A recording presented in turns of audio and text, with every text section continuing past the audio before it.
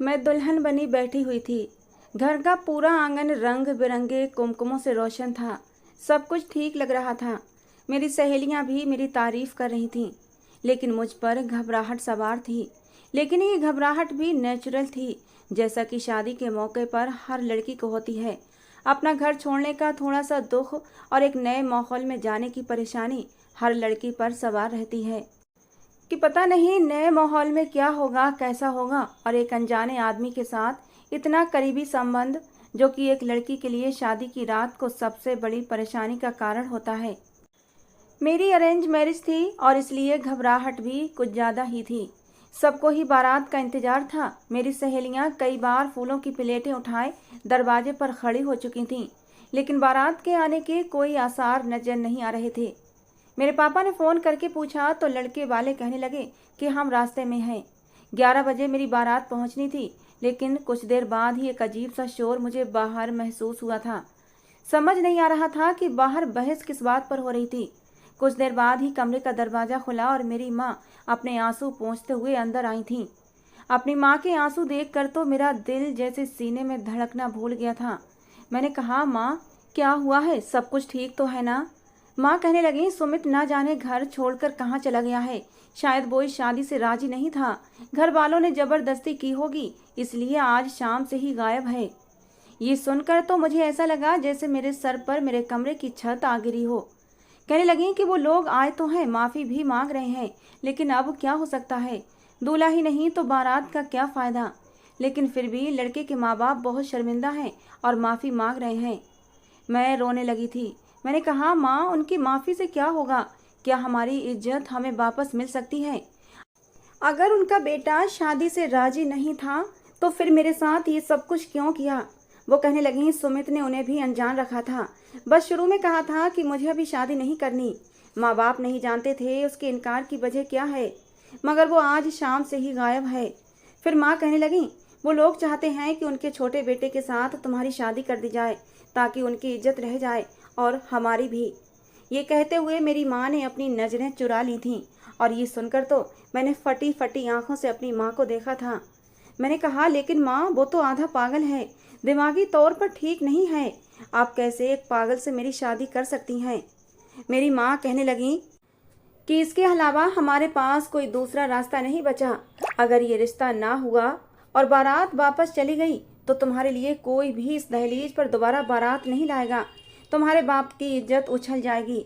कमी भले लड़के में हो, लेकिन जब बारात लौट जाए या बारात ही ना आए तो लोग उंगली लड़की पर ही उठाते हैं कि जरूर लड़की में ही कोई कमी रही होगी। मैं नहीं चाहती मेरी बच्ची पूरी जिंदगी बाप की दहलीज पर बैठी रहे। मुझे तो ऐसा लग रहा था जैसे एक कयामत थी जो मेरे ऊपर गुजर रही थी। मैंने अपने देवर को देखा था, मुझे तो उससे वैसे भी डर महसूस होता था।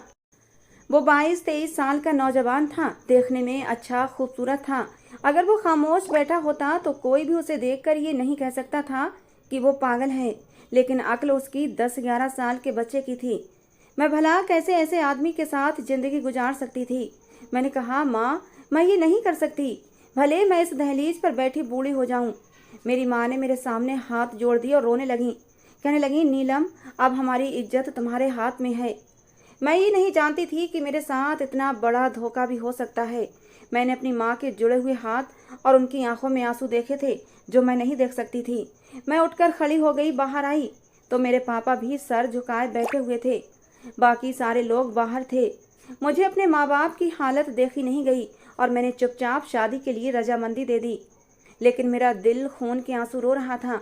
कितने सपने सजाए थे मैंने अपनी आने वाली जिंदगी के लिए। सुमित को लेकर मेरे दिल में जज्बात पनपने लगे थे। आखिर को मेरा होने वाला पति था, उसके लिए जज्बात पनपना आम बात थी। लेकिन अब वो एकदम से सब कुछ बदल गया था।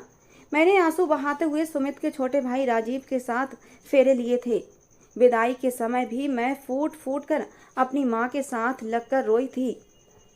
वो बावला सा लड़का मुझे हैरत से रोते हुए देखे जा रहा था। जब मैं गाड़ी में उसके साथ बैठी तो उसने अपने गले में पहना हुआ हार देखा था और फिर उसे उतार कर मेरे गले में डाल दिया। कहने लगा, रो क्यों रही हो? तुम इसीलिए रो रही हो ना क्योंकि तुम्हारे गले में एक भी नोटों का हार नहीं है और मेरे गले में इतने सारे नोटों के हार हैं। लो, मैंने तुम्हारे गले में डाल दिए, अब तुम और भी खूबसूरत लग रही हो। अब बिल्कुल भी मत रोना, तुम रोती हुई बिल्कुल भी अच्छी नहीं लगती। ऐसा कहने के बाद उसने अपनी जेब में हाथ डाला और कुछ नोट निकाल कर मेरे हाथ पर रख दिए। कहने लगा, लो, मेरे पास जितने भी पैसे हैं वो भी सारे तुम रख लो, और भी अम्मा मुझे देंगी तो वो पैसे भी मैं तुम्हें ही दे दूंगा। लेकिन देखो, रोना मत, मुझे रोती हुई लड़कियां अच्छी नहीं लगती। मैंने एक नज़र उस बावले से लड़के पर डाली थी। शक्ल सूरत से खूबसूरत नौजवान था, कद काठी भी देखने लायक थी, लेकिन भगवान ने उसके साथ एक कमी कर दी थी। उसका शरीर तो उम्र के हिसाब से बढ़ गया था, लेकिन अक्ल छोटे बच्चे की रह गई थी। उसे क्या पता मैं क्यों रो रही थी। मैं तो अपनी किस्मत पर रो रही थी, जिसके हाथों मैंने बहुत बड़ी मात खाई थी। पिछले 3 महीने से सुमित की तस्वीर देखी थी मैंने, और अपने दिल ही दिल में उससे मोहब्बत कर बैठी थी। उसके सपने आंखों में सजाए थे, और अब उसी के घर जा रही थी, लेकिन उसकी भाभी बनकर। मैं जिस दर्द से गुजर रही थी वो बहुत बड़ा दर्द था। मेरे माँ बाप ने तो अपनी इज्जत का हवाला देकर मेरी शादी इस पागल से कर दी थी। मेरे आंसू आंखों में सूख नहीं रहे थे, मेरी सिसकियां रुक नहीं रही थीं। जब मैं कमरे में आई तो राजीव का ही कमरा था, और उसके बिल्कुल सामने ही सुमित का कमरा था, जो कि आज फूलों से सजा हुआ था। लेकिन मेरी किस्मत नहीं थी कि मैं सामने वाले सुमित के कमरे में जाकर बैठती। वो कमरा फूलों से सजा जरूर था, लेकिन एकदम वीरान पड़ा हुआ था, और मैं राजीव के कमरे में बैठी हुई थी। मेरी सास मुझे कमरे में छोड़ने आई तो मुझसे माफ़ी मांग रही थी। कहने लगी, सुमित ने तो मुझे कहीं भी मुंह दिखाने के काबिल नहीं छोड़ा। 3 महीने मंगनी रही, अचानक से पता नहीं बारात के समय कहाँ चला गया। इस लड़के ने एक बार भी अपनी नापसंदीदगी जाहिर नहीं की थी। बस शुरू में एक बार कहा था कि शादी नहीं करना चाहता अभी, लेकिन तुमसे मंगनी के बाद उसने कभी कुछ भी नहीं कहा। शादी वाले दिन तक एक शब्द भी मुंह से नहीं निकाला था, और शाम को ही बिना कुछ बताए चला गया। अब मैं उन्हें क्या कह सकती थी। वो कहने लगी, राजीव भी बहुत अच्छा है, बस थोड़ा सा बावला है, लेकिन वैसे तो बिल्कुल ठीक है। तुमसे मोहब्बत हो गई तो तुम्हें बहुत प्यार से रखेगा। वो तो माँ थी, उसके लिए कहना आसान था, लेकिन मेरे लिए किसी अब नॉर्मल लड़के के साथ रहना आसान नहीं था।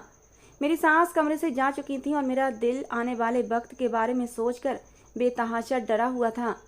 कुछ ही देर में राजीव मुस्कुराता हुआ अंदर आ गया और कमरा बंद कर दिया, और जल्दी से फटाफट बेड पर चढ़कर बैठ गया।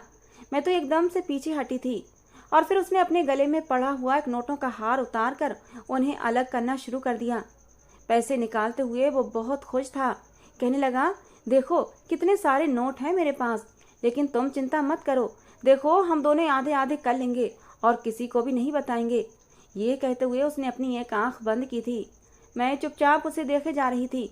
वो जल्दी जल्दी नोट निकाल रहा था। जब उसने देखा कि मैं उसके काम में उसकी मदद नहीं कर रही तो वो मुझे गुस्से से घूरने लगा। कहने लगा, देखो अगर तुम मेरी मदद नहीं करोगी तो तुम्हें एक भी पैसा नहीं दूंगा, सारे पैसे मैं अपने पास रखूंगा। फिर बाद में मत कहना कि तुमने मुझे एक भी नोट नहीं दिया। जल्दी जल्दी करो, अभी तो इन्हें छुपाना भी है। इतने सारे पैसे हैं, अगर इन पैसों पर अम्मा की नज़र पड़ गई तो सारे पैसे मुझसे वापस मांग लेंगी, और मुझे पता है जब भी मेरे पास पैसे होते हैं ना, मुझसे सारे पैसे ले लेती हैं। कहती हैं तुम बाद में ले लेना, और फिर बाद में देती ही नहीं, और जब मैं जिद करता हूँ तो बस एक नोट पकड़ा देती हैं। कहती हैं ज़्यादा पैसे तुम संभाल नहीं पाओगे, बस एक नोट ही अपने पास रखो। उस एक नोट में तो बस एक आइसक्रीम ही आती है, या फिर एक चॉकलेट। मुझे तो ढेर सारे पैसे चाहिए होते हैं जो अम्मा नहीं देती, लेकिन देखो आज मुझे कितने सारे पैसे मिले हैं। ये सारे पैसे मैं अम्मा से छुपा कर रखूँगा, फिर हम दोनों मिलकर रोज़ आइसक्रीम और चॉकलेट खाया करेंगे। मैं चुपचाप नोट हटाने में उसकी मदद करने लगी। एक एक नोट उतार कर मैं उसे देती रही, फिर उसने वो सारे नोट मुझे पकड़ा दिए। कहने लगी, अच्छा ऐसा करो, इन्हें कहीं छुपा दो, देखो अम्मा को कभी ना मिलें। मैंने कहा ठीक है। फिर मैंने वो सारे नोट अलमारी के लॉकर में रख दिए। वो वाकई बहुत ही मासूम सा लड़का था, शादी के रिश्ते से बिल्कुल अनजान था। मैंने कहा, मैं इस भारी भरकम कपड़ों में परेशान हो रही हूँ, क्या मैं इन्हें बदल लूँ? तो कहने लगा, हाँ हाँ बदल लो, मुझसे क्यों पूछ रही हो? ये कहकर वो बेड पर आराम से लेट गया। जिस कमरे में मैं थी वहाँ पर ड्रेसिंग और अलमारी थी, कोई सोफ़ा मौजूद न था जहाँ मैं सो सकती थी। जब मैं कपड़े बदलकर वॉशरूम से बाहर आई तो वो बेड पर लेटा हुआ मुस्कुराए जा रहा था। मैं समझ नहीं पा रही थी वो मुस्कुरा क्यों रहा है। मैं झिझकते हुए बेड की दूसरी तरफ लेट गई। जैसे ही मैं लेटी उसने करवट बदल कर मेरी तरफ देखा था। कहने लगा, बात सुनो मेरी। मेरा दिल तो उसकी आवाज़ पर जोरों से धड़कने लगा था। कि न जाने अब वो क्या सोच रहा है और आगे क्या कहने वाला है। मैं बहुत घबराई हुई थी। मैंने कहा, बोलो। कहने लगा, तुम्हारा नाम क्या है? कोई तो नाम होगा ना। मैंने कहा, नीलम। नीलम नाम है मेरा। कहने लगा, हाँ अच्छा, अच्छा नाम है। फिर वो मुझे उन पैसों से लेने वाली चीज़ों के बारे में बताने लगा कि हम उन पैसों से मेला घूमने जाएंगे, वहाँ गोलगप्पे खाएंगे, चाट खाएंगे, खूब सारे झूले भी झूलेंगे और न जाने क्या क्या। उसकी बातें सुनते सुनते मैं न जाने कब नींद की वादियों में उतर चुकी थी। लेकिन सुबह मेरी आँख उस समय खुली जब मुझे खुद पर एक वजन सा महसूस हुआ था। मैंने देखा तो राजीव मेरे बिल्कुल करीब लेटा हुआ था और उसका एक हाथ मेरे ऊपर था और मेरे बाजू पर उसका सर रखा हुआ था। वो बेखबर सो रहा था। शायद नींद में उसने ये सब कुछ किया था, लेकिन मेरा दिल सीने के अंदर ही मुरझाने लगा था। मैंने धीरे से उसको पीछे किया था और जल्दी से नहा धोकर तैयार होकर कमरे से बाहर आ गई। मेरी सास नाश्ता बना रही थीं और परेशान भी थीं अपने बड़े बेटे की वजह से, क्योंकि अब तक उसकी कोई खैर खबर नहीं मिली थी कि वो कहाँ है। नाश्ता मेरी सास ने मेरे साथ ही किया था। अभी मैं चाय ही पी रही थी कि तभी मुझे राजीव की आवाज़ आने लगी। वो नीलम नीलम कहकर मुझे पुकार रहा था। मेरी सास कहने लगी, जाओ देखो क्या हुआ है। मैं कमरे में गई तो वो पैंट और बनियान पहने हुए था और गुस्से से मुझे देख रहा था। कहने लगा, अम्मा कह रही थी आज के बाद मेरे सारे काम तुम करोगी। चलो मुझे शर्ट पहनाओ, मुझसे बटन सही से बंद नहीं होते, उल्टे सीधे बंद करूँगा तो फिर अम्मा डांटेंगी। ये सुनकर मैं कुछ घबराई थी। कहने लगा, जल्दी करो, शक्ल क्या देख रही हो मेरी। मैंने बेड से शर्ट पकड़ी और उसे पहनाने लगी। कहने लगा, तौलिए से मेरे बाल भी सुखा दो और कंघी भी कर दो। अब धीरे धीरे उसके सारे काम मैं करने लगी थी। एक शाम मुझे घर से बाहर ले गया और कहने लगा, थोड़ी दूर पर एक मेला लगा है, चलो वहीं घूमने चलते हैं, खूब मज़े करेंगे। मैं उस पागल के साथ जाते हुए एक अजूबा ही लग रही थी। मैंने उससे कहा भी कि मुझे नहीं जाना, तुम खुद अकेले चले जाओ, जहाँ भी जाना चाहते हो अकेले जाओ, मैंने नहीं जाना। कहने लगा, ऐसे कैसे चला जाऊँ, तुम्हारे साथ जाऊँगा, तुम मेरी पत्नी हो। अम्मा कहती हैं पति पत्नी एक दूसरे के साथ ही रहते हैं, मतलब साथ रहते हैं तो वो दोस्त भी होते हैं, क्योंकि दोस्त ही तो हमेशा साथ रहते हैं। तो तुम मेरी दोस्त हो और तुम मेरे साथ जाओगी। इतनी सी बात भी तुम्हें समझ नहीं आती, तुम तो बिल्कुल पगली हो। वो मुझे देखकर हंसने लगा था। मैं उसके मासूम से चेहरे को देखती रही। हर बनावट, हर झूठ से साफ चेहरा था उसका, किसी मासूम बच्चे की तरह। मैंने जल्दी से उसके चेहरे से नज़र हटाई थी। मेले में जाकर तो उसकी खुशी देखने लायक थी। पहले उसने मुझे गोलगप्पे खिलाए, मैं कहती रही मुझे नहीं खाने, लेकिन वो मेरे मुंह में खुद डाल रहा था। फिर कहने लगा, चलो आओ झूले पर झूलते हैं, बड़ा मज़ा आएगा। मैंने कहा, राजीव मुझे डर लगता है। कहने लगा, मैं हूं ना तुम्हारे साथ, जोर से तुम्हारा हाथ पकड़ लूँगा और तुम्हें डर नहीं लगेगा। मुझे भी नहीं लगता, बड़ा मज़ा आता है। वो मुझे एक झूले पर लेकर बैठ गया और जैसे ही झूला चलना शुरू हुआ, मुझसे ज़्यादा तो चीखें उसकी निकल रही थीं। इतना शोर शराबा उसने मचा रखा था कि सब लोग उसे ही देख रहे थे। जैसे ही झूला ऊपर की तरफ जाता तो बचाओ बचाओ कहने लगता। कभी कहता, जल्दी मुझे झूले से उतारो, ये झूला मुझे फेंक देगा, मैं धम से ज़मीन पर गिरूंगा और मर जाऊंगा, इस झूले को रोको। मैंने राजीव को थोड़ा डांटते हुए कहा, तुम्हें क्या हो गया है, चुपचाप बैठे रहो, देखो सब लोग तुम्हें देख रहे हैं और इससे पहले तो तुम बड़े बहादुर बन रहे थे, अब क्या हुआ, सारी बहादुरी हवा हो गई तुम्हारी, चुपचाप बैठो और मेरा हाथ पकड़ लो। मैंने उसका हाथ कसकर पकड़ लिया था और उसे हिम्मत देने लगी। मैंने कहा, अब तुम्हें डर नहीं लगेगा, अपनी आंखें बंद कर लो। लेकिन उसका डर ख़त्म नहीं हुआ था। उसने मुझे कमर से कसकर पकड़ लिया और बिल्कुल अपने करीब कर लिया। वो मुझे अपने दोनों हाथों से जकड़े हुआ था। मैं चाहते हुए भी खुद को उससे छुड़ा नहीं पा रही थी। उसकी आंखें बंद थीं और मुझे अपने साथ लिपटाए हुए था। शायद अपने डर को कम करने की कोशिश कर रहा था।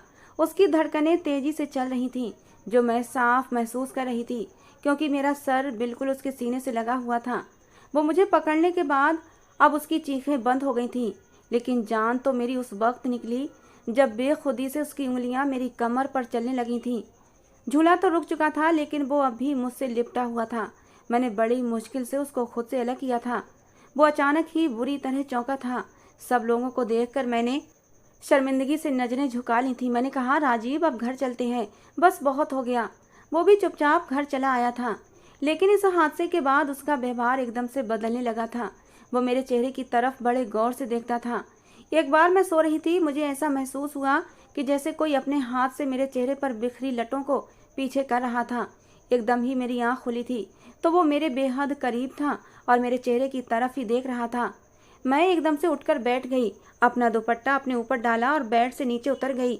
इससे पहले कि मैं बाहर जाती, उसने मेरा हाथ पकड़ लिया। कहने लगा, यहाँ बैठो मेरे पास। ये कहते हुए उसने मुझे बेड पर बिठाया था और वो भी मेरे करीब हो गया। मुझे यूं लगा जैसे मेरी जान निकल रही हो। राजीव कहने लगा, इतना डरती क्यों हो मुझसे? क्या खा जाऊंगा मैं तुम्हें? मैंने कहा, नहीं, वो मुझे नाश्ता बनाना है, देर हो रही है, अम्मा को भूख लगी होगी। कहने लगा, अच्छा ठीक है, अम्मा को नाश्ता देकर मेरा नाश्ता कमरे में ही ले आना। मैंने कहा, ठीक है, ले आती हूँ। मैं तो बस उससे दूर रहने के बहाने ढूंढ रही थी। अपनी सास को नाश्ता देने के बाद मैं उसके लिए नाश्ता ले आई। मेरा इरादा यही था, उससे कहूँगी कि वो नाश्ता करे और मैं घर की सफाई करने जा रही हूँ। लेकिन जैसे ही मैंने नाश्ते की ट्रे रखी, कहने लगा, अपने हाथ से खिलाओ। मैंने कहा, राजीव, ये क्या बचपना है? कहने लगा, अपने हाथ से खिलाओ वरना ट्रे फेंक दूंगा। मैंने मजबूरन उसे अपने हाथों से नाश्ता कराना शुरू कर दिया, लेकिन आखिरी निवाले पर उसने मेरा हाथ पकड़ लिया, मेरे हाथों को गौर से देखने लगा और फिर एकदम मेरे हाथों को अपने होठों पर लगा लिया। मुझे तो यूँ लगा जैसे मेरा दिल धड़कना भूल गया हो। फिर हंसते हुए कहने लगा, तुम्हारे हाथ बहुत ही खूबसूरत हैं। मैंने जल्दी से सफाई का बहाना किया, ट्रे उठाकर बाहर आई, लेकिन मेरे दिल की धड़कनों में शोर मचा हुआ था। पूरा दिन मैं कमरे में नहीं गई थी, इधर उधर कामों में अपने आप को बिजी रखा, लेकिन रात को तो कमरे में जाना ही था। मैं कमरे में गई तो वो बेड पर ही लेटा हुआ था, उसकी नज़रें मेरे ऊपर ही टिकी हुई थीं। मैं बहुत ज़्यादा नर्वस थी। मैं हाथों से चूड़ियाँ उतार रही थी जब वो मेरे पास आ गया। मेरी चूड़ियों से भरी कलाई को पकड़कर मेरी चूड़ियों से खेलने लगा। मैं अपना हाथ उससे छुड़ाने लगी तो उसने मजबूती से मेरा हाथ पकड़ लिया। कहने लगा, क्या बात है, हाथ क्यों छुड़ा रही हो? फिर कहने लगा, तुम्हारे हाथों में चूड़ियाँ बड़ी ही अच्छी लगती हैं। उसकी नज़रें अब भी मुझ पर टिकी हुई थीं। इस वक्त वो कहीं से भी पागल नहीं लग रहा था। अचानक ही उसके चेहरे पर शरारत उभर आई थी। कहने लगा, मुझे डर लग रहा है। मैं उसकी बात समझ नहीं पाई थी तो वो एकदम से हंसने लगा। बोला, जानती हो, जब हम मेले पर गए थे मुझे डर लग रहा था, तुमने मुझे अपने साथ लगा लिया तो मेरा सारा डर खत्म हो गया था। लेकिन उसके साथ साथ कुछ और भी हुआ था जो मुझे बहुत अच्छा लग रहा था, और उसकी बात सुनकर मेरा दिल धक से हुआ था। भले ही उसकी अक्ल 10-11 साल के बच्चे की थी, लेकिन उसका शरीर 23-24 साल की उम्र का था। वो भरपूर मर्द था और मेरी संगत ने उसके जज्बातों को भड़का दिया था। मैं उससे अपना हाथ छुड़ा रही थी, लेकिन वो मुझे बड़ी बेताब नज़रों से देख रहा था। और फिर उसने तो मुझे सोचने का मौका भी नहीं दिया और खींचकर मुझे अपनी बाहों में भर लिया और मेरे होठों पर अपने होठ रख दिए। उसके बाद तो वो मुझे बेतहाशा चूमने लगा था। पति पत्नी का जो रिश्ता होता है वो शायद नेचुरल होता है, और वो मेरा पति था। भले ही अब नॉर्मल था, लेकिन मेरा पति था और उसकी संगत पाकर मैं भी पिघलने लगी थी। हमारे बीच बिना किसी के कुछ बताए सब कुछ हो चुका था।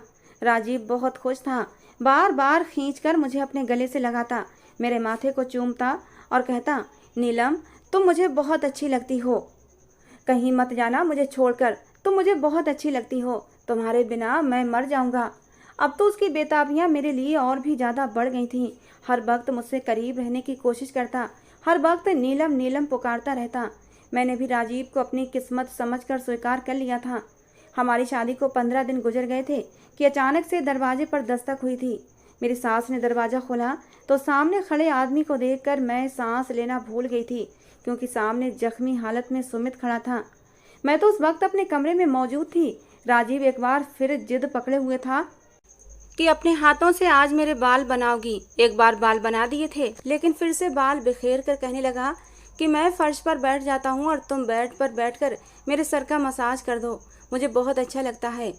और मैं सारे काम छोड़कर उसके सर का मसाज करने लगी थी। उसकी हरकतें तो मुझे भी बहुत ही बचकानी लगती थीं, मगर मैं मजबूर थी। मैंने खुद को हालात के धारे पर छोड़ दिया था और राजीव में ही अपनी खुशी ढूंढने लगी थी, इसीलिए मैं उसके सारे काम कर देती थी। और अब भी मैं राजीव के सर का मसाज कर रही थी कि मेरी सांस के चीखने की आवाज़ आई थी। मैं और राजीव जब कमरे से बाहर आए तो सामने का मंजर देखकर जैसे मुझ पर आसमान गिरा था, क्योंकि सामने जख्मी हालत में सुमित खड़ा था। मैं तो हैरान हुई थी, मुझसे भी ज़्यादा हैरान सुमित था। मेरी सास सुमित को पकड़कर सोफे पर बिठा चुकी थी। उसके माथे पर, बाजू पर, पैर पर जगह जगह पट्टियां बंधी हुई थीं। अब भी वो लड़खड़ाकर चल रहा था। उसका चेहरा भी सूजा हुआ था। मेरे ससुर भी आ चुके थे। मैं तो जैसे पत्थर की बनी पीछे खड़ी थी। मेरे साथ तो एक बहुत बड़ा हादसा हुआ था, इसलिए कुछ भी बोल नहीं पा रही थी। लेकिन राजीव तो सुमित का भाई था। वो भी यूं दूर खड़ा था जैसे वो भी आगे आने वाले खतरे को भांप गया हो। मेरी सास रो रो कर सुमित से पूछ रही थी, तुम कहाँ चले गए थे बेटा? जानते भी हो शादी वाले दिन हमें कितनी बेइज्जती का सामना करना पड़ा था। सुमित बहुत परेशान था। उसकी आंखों में आंसू थे। जब उसने पलट कर मुझे देखा, कहने लगा, आप मेरी अमानत इसी घर में ले आई माँ, आपने बहुत अच्छा किया। फिर सुमित बताने लगा कि उस दिन मैं और अपने दोस्त के साथ सैलून गया था ताकि तैयार हो सकूं, मगर रास्ते में मेरे दोस्त की गाड़ी खराब हो गई थी। मैंने उसे गाड़ी लेकर मैकेनिक के पास चले जाने के लिए कह दिया और खुद टैक्सी में बैठकर सैलून जाने लगा कि वो फिर मुझे वहां से लेने आ जाता। मगर रास्ते में ही मेरा एक्सीडेंट हो गया और उसके बाद मुझे कुछ भी होश न रहा। जब होश आया तो 15 दिन गुजर चुके थे। मैं जल्दी जल्दी से वहां से भागा कि आज तो मेरी शादी थी, कहीं ज़्यादा देर न हो गई हो। मगर डॉक्टर ने मुझे बताया कि तुम पिछले 15 दिन से बेहोश हो। तुम्हारे सर पर बहुत चोट आई थी। तुम्हारे पास मोबाइल भी नहीं था जो हम अब तुम्हारे घर वालों को खबर दे पाते। बस पिछले 15 दिन से अस्पताल में पड़े हो। और आज जब मेरी तबीयत कुछ संभली तो मैं जल्द से जल्द घर चला आया। इस खुलासे ने तो जैसे मेरी जिंदगी बदल कर रख दी थी। मैं कई बार नज़र बचाकर सुमित को देख चुकी थी। इस बात में कोई शक नहीं था कि वो एक खूबसूरत हैंडसम नौजवान था और 3 महीने तक मंगनी रही थी और मेरे दिल में उसके लिए जज्बात पनपने लगे थे।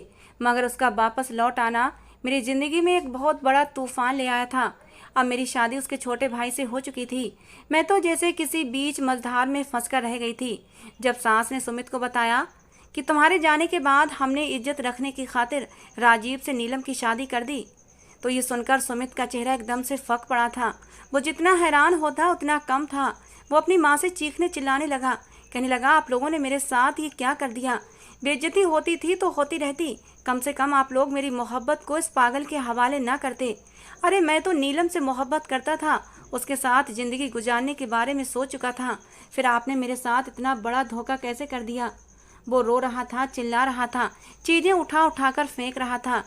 राजीव ने जब उसे देखा तो फौरन मेरा हाथ पकड़कर कमरे में ले आया। कहने लगा, नीलम तुम कमरे में ही रहो, भाई को तो लगता है पागलपन का दौरा पड़ा है, कहीं वो तुम्हें कोई चोट ना पहुंचा दें। तुम मेरी दुल्हन हो, बस यहीं छुपकर रहो, मैं तुम्हें कुछ नहीं होने दूंगा। मुझे थाम कर वो कमरे में लाया था। मेरी आंखों में आंसू थे और मैं हैरत से बस राजीव को देखे जा रही थी। मेरा सांस उखड़ा हुआ था। न जाने अब आगे मेरी किस्मत में क्या होने वाला था। हकीकत जानकर सुमित को तो जैसे दौरे पड़ने लगे थे। उसे उसके कमरे में भेजा गया और फौरन डॉक्टर को बुलाया गया, जिसने उसे आराम की दवा दी थी। सास मेरे चेहरे को देखती तो कभी राजीव को। मैं तो बिल्कुल चुपचाप एक तरफ बैठ गई थी। कुछ देर बाद जब सुमित को होश आया तो वो थोड़ा नॉर्मल हो चुका था। उसने साफ साफ शब्दों में कह दिया कि मैं नीलम से शादी करना चाहता हूँ। ये पागल भला नीलम को कैसे खुश रख सकता है? ये भले ही शरीर से बड़ा हो गया है मगर दिमाग तो इसका अब भी बच्चों वाला है। इसे कहाँ शादी की जिम्मेदारी उठाई जाती होगी और उसे ये भी नहीं पता पति पत्नी का रिश्ता क्या होता है। मेरी सास ने गहरी सांस खींचकर अपने बेटे के पास बैठी और कहा, अब ये मुमकिन नहीं है। नीलम और राजीव की शादी हो चुकी है और इनके रिश्ते को 15 दिन हो चुके हैं। शायद किस्मत में यही लिखा था। मगर अगले ही पल सुमित चीख उठा था, कहने लगा, हरगिज नहीं, आप भी जानती हैं माँ कि ये सिर्फ एक बचकाना खेल था राजीव के लिए। जिस तरह राजीव ने बचपने में आकर नीलम के साथ 7 फेरे लिए थे, उसकी मांग में सिंदूर भरा था, उसने ये सब कुछ खेल समझकर ही किया था। उसी तरह खेल समझकर वो नीलम को तलाक भी दे सकता है। मगर मेरी सास गुस्से से भड़क पड़ी कि ये कोई गुड्डे गुड़ियों का खेल नहीं है, बल्कि एक पवित्र रिश्ता है। हमारे खानदान में आज तक किसी ने किसी को तलाक नहीं दी है और तुम इस तरह की बातें करते हो। मगर सुमित मानने को तैयार नहीं था। कहने लगा, ये पागल नीलम को खुश नहीं रख सकता और मैं इसका फैसला नीलम से ही करवाना चाहता हूँ। अगर नीलम मेरे साथ शादी करना चाहती है तो ठीक है।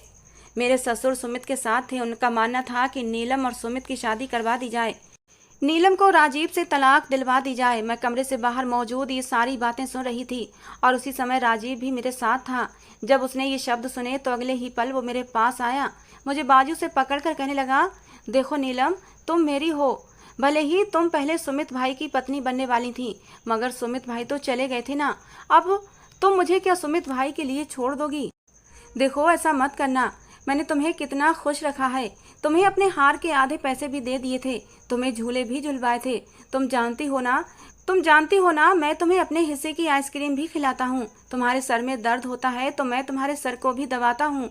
तुम मुझे छोड़कर भाई की पत्नी तो नहीं बनोगी ना? इन 15-16 दिनों में मैंने पहली बार राजीव की आंखों में आंसू देखे थे। वो बच्चों की तरह अपने आंखों में आंसू लिए मुझसे पूछ रहा था, साथ ही साथ अपने एक हाथ से आंसू भी पोंछ रहा था। उसे डर लग रहा था कि कहीं मैं उसे छोड़ ना दूं। मैं अजीब दोराहे पर खड़ी हुई थी। राजीव की बात का मेरे पास कोई जवाब नहीं था। वो मेरे हाथों को अपने हाथों में थामे हुए था, मुझसे पूछ रहा था। मैंने उसके हाथों को पीछे किया और कमरे में आकर गहरी सांस खींचने लगी। समझ नहीं आ रहा था क्या करूं, राजीव के साथ रहती या सुमित के साथ शादी के लिए हामी भरती। सुमित एक अच्छा खासा खूबसूरत हैंडसम नॉर्मल लड़का था, अपनी जॉब करता था, अच्छा कमाता था, समाज में उसकी एक इज्जत थी। लेकिन उसकी वजह से मेरी बेइज्जती हुई थी। मैं मानती हूँ एक हादसा था, लेकिन शायद ये हादसा भी तभी हुआ था ताकि मेरी शादी राजीव से हो सके, कि मेरी किस्मत में राजीव लिखा था। अगर राजीव को देखा जाए तो भले ही वो बचपना रखता था, उसकी दिमागी हालत सही नहीं थी, लेकिन जब से शादी हुई थी तब से वो मेरे साथ काफ़ी बदल चुका था। मैं जो कहती वही करता। उसका प्यार, उसकी मोहब्बत और इतना ख्याल रखना, इस सब के बावजूद मैं उसे कैसे अकेला छोड़कर उसके भाई के साथ रिश्ता बना सकती थी? इसी तरह की हजार बातें थीं जो मेरे दिमाग में गूंज रही थीं। लेकिन शायद सुमित जीत चुका था, उसकी बातें मजबूत थीं और मैं इनकार न कर सकी। मैंने सोच लिया मैं सुमित से शादी कर लूँगी। मैं अपने कमरे में बैठी थी कि तभी राजीव कमरे में दाखिल हुआ।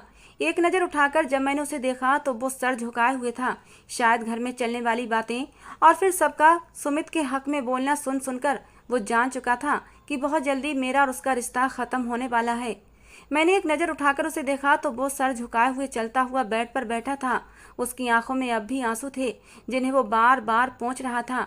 आज वो कहीं से भी छोटा बच्चा नहीं लग रहा था। एक पल के लिए मेरे दिल को कुछ हुआ था। कितनी देर तक वो खामोश बैठा रहा, फिर उठकर मेरे पास आया, घुटनों के बल मेरे सामने बैठकर कहने लगा, नीलम, मैं पूरी कोशिश करूंगा मैं बिल्कुल सुमित भाई जैसा बन जाऊं। मैं सिर्फ और सिर्फ अपनी माँ से मोहब्बत करता था, वो मेरा बहुत ख्याल रखती थी। लेकिन फिर तुमसे शादी हुई तो मैं तुम्हारा भी बहुत ख्याल रखने लगा। मुझे तुमसे प्यार हो गया। मैं तुम्हारे बगैर नहीं रह सकूंगा। अगर तुम सुमित भाई की पत्नी बन गई और उसके कमरे में चली गई तो मैं कैसे ये सब कुछ बर्दाश्त करूंगा? मुझे तो तुम्हारे पास सोने की आदत हो चुकी है।